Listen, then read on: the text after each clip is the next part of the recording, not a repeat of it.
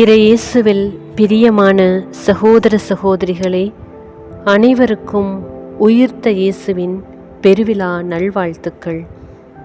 இன்றைய நற்செய்தியிலே யோவான் 3:31-36 உள்ள இறைவார்த்தைகள் இயேசுவின் விண்ணகத் தன்மையையும் தந்தையால் அனுப்பப்பட்ட அவருக்குரிய அதிகாரத்தையும் வலியுறுத்துகிறது.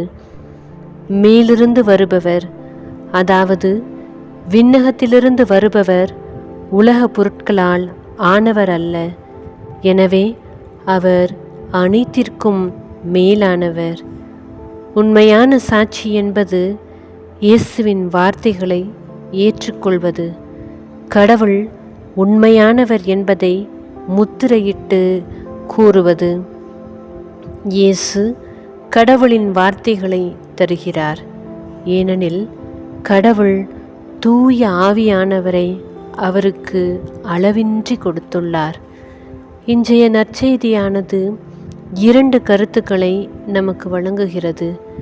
முதலாவது, விண்ணகம் என்பது என்ன என்றும், ஏழைகள் மீது கொள்ளும் அன்பு செயலே விண்ணகத்தின் முன்சுவை என்ற கருத்தை வெளிப்படுத்துகிறது.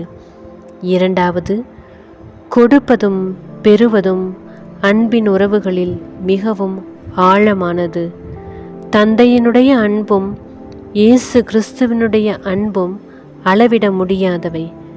அவை எப்பொழுதும் தூய ஆவியானவர் வழியாய் நம்மீது ஊற்றப்பட்டு கொண்டே இருக்கிறது.